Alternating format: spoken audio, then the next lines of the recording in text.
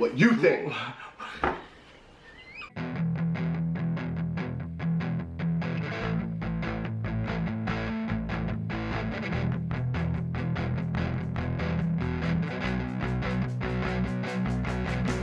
Hey y'all, welcome to Horsehead Bookends for another Gaming Friday. Mike is with me again, and today we are playing Merchant's Cove by FinalFrontierGames.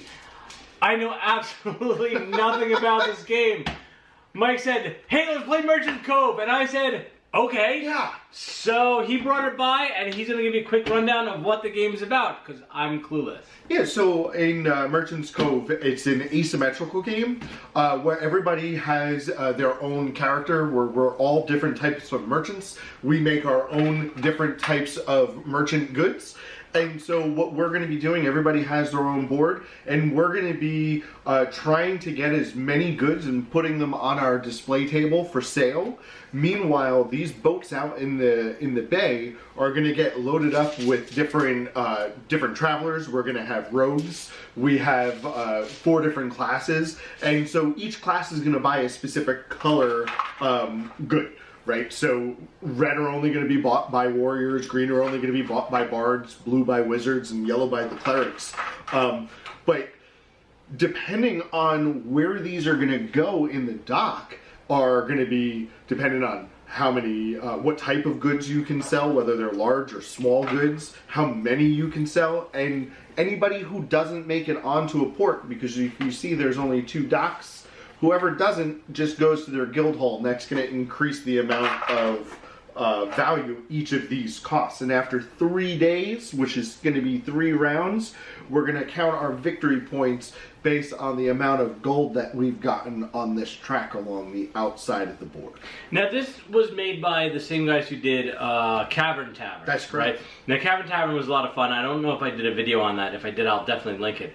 But that was more of a dice drafting style game. And one thing that I do like, they did carry over some characters like Mr. Nasty. One thing that I think this game is very interesting, because it's so asymmetrical, it's not just variable player powers, but the entire way the character you pick that you play is different. Yeah.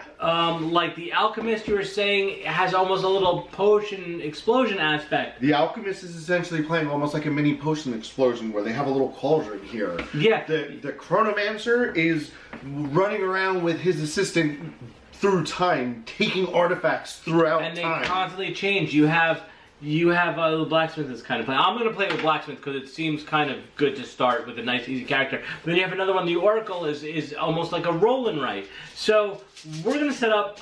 Mike picked the captain. I'm going to take the blacksmith, who I keep calling the barbarian, because the symbol is a giant axe. So we're going to play, and we will tell you what we think about the game when we're done. So let's get started. All right, so it seems like we're all set up for the game. This here shows that any rogues that come out of here are going to go into the boat. Rogues are gray. Okay. And so what's going to happen is the rogues don't buy anything at all. They're just there to clog up the board. Okay. Right? And clog up the boats. And so now what we need to do is we need to populate each boat with 2 people. Now, as soon as a boat gets filled, you choose where it goes. Okay. These 3 can only go to this side. Got it. These can only come to this side. But yes, you can take this boat and go all the way over. But it has to be on that side. But it has to be on this side. Okay. They will only buy the color that they are. Right? Okay. So if the gray guy's not going to buy anything, he's just going to go straight down he's just there. Yellow's going to buy the yellow stuff. Yep. All right. Most common, second most common, third least most common. So looking at it, you might be like, oh, you know what? Maybe I should start making some blue items because there's a lot of blue guys out there on that side. But you have to remember where they're going to go. Do I need large blue items or small blue items? If it's going to be large blue items, the only place to sell them is going to be here, which is going to make you take because this, all right, so that's large, small. Small. Although this does both. But this is the But black this you one. got to take a... You have to take a corruption card, but only one. Only one. If you sell 5 goods there, you sell 5 goods there. You only get 1 card. Dirty stuff. But that's where you buy the dirty stuff. So the first thing I want to do is I am going to go that there, and I am going to slot in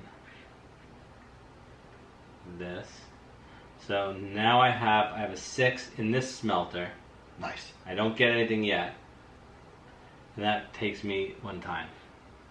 So now I go again. That is because correct. I'm behind you. That is correct.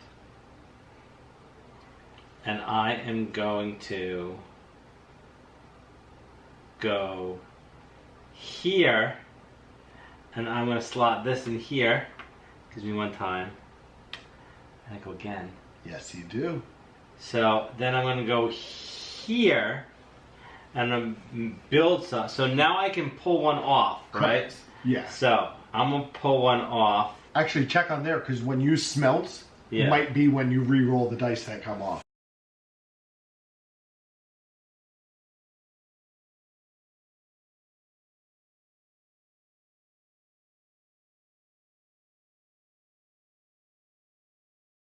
Now what if I run out of goods?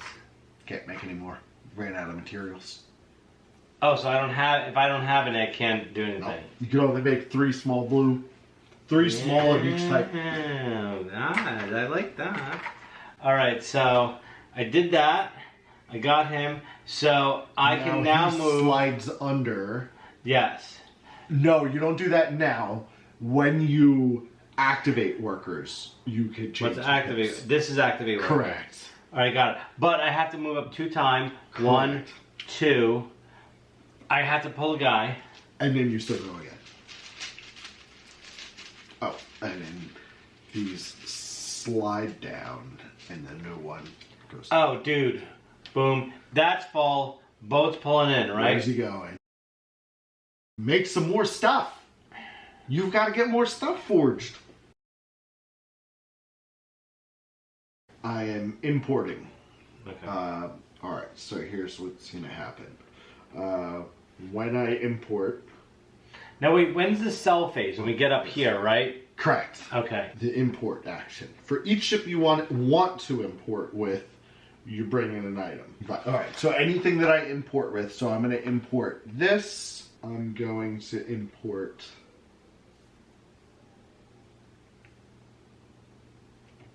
here. So he gets... Anybody that you import with gets sent back. Okay. So... That's the only way for me to get all my coins back. I have to sail to the island and take them back. Now that's 2 time on you, right? And then that's 2 time. Alright. 1, not 2, and you gotta pull a dude.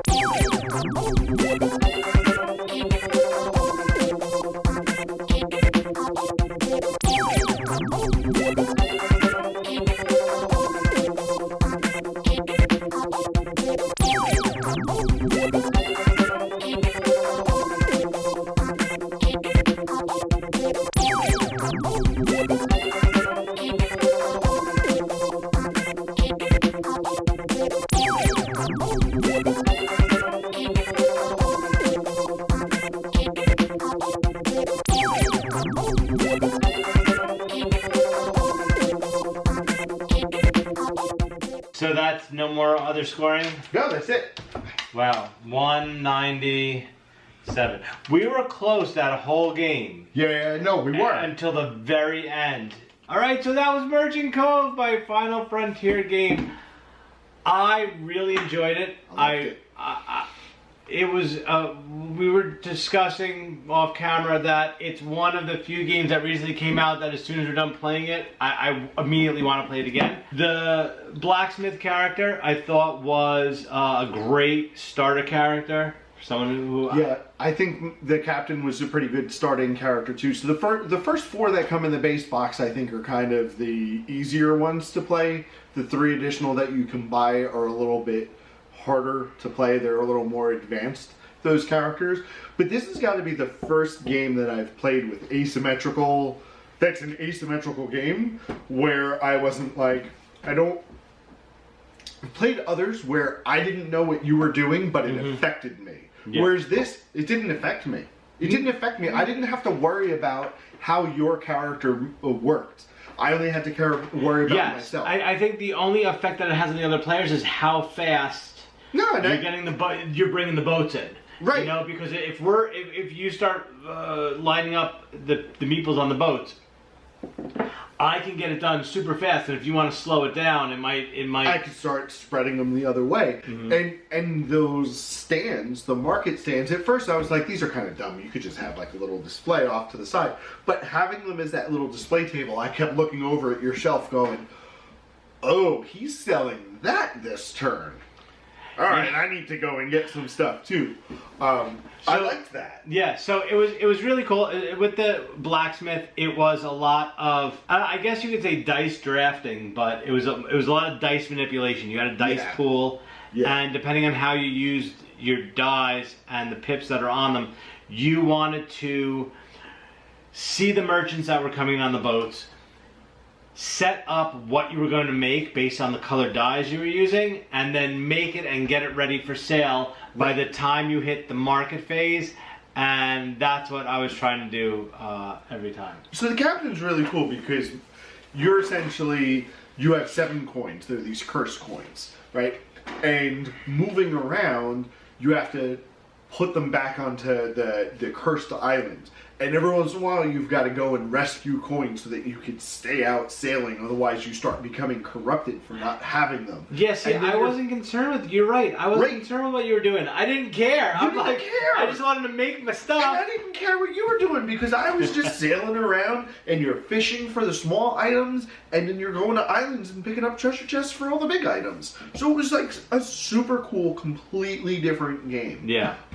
And the amount of extra stuff in this game blows me away because we played with just the very basic number 1 rogue, where the rogue doesn't do anything. They go on the boats, they don't do anything, they don't make any changes, but every game you could put a different one out and they all do something differently. Like the one I was showing you where card number 2, you can take a corruption card in order to sell a good to a rogue, where that rogue counts as a color of anybody else. So if it's a red and there's 3 red guys there already, it's now 4. Yeah. So anyway, there's so much stuff in it. Definitely go check it out. I'll try to post a link below where you can pick it up. Can you get it like anywhere now, or Yeah. So I think the only thing that is Kickstarter exclusive or not always easy to find is the secret stash. But the base game and the 3 expansions are easily found on Miniature Market, CSI, any regular board game website that you can buy from. All right, so I'll definitely post a link down below. I can't wait to play this again, hopefully next week. So if you like the video, please give it a thumbs up. Also, please don't forget to click on subscribe, ring the notification bell. You get notified anytime I upload a new video. Any questions or comments, please post them below, and I will get back to you as soon as possible. Otherwise, talk to you later. Bye-bye.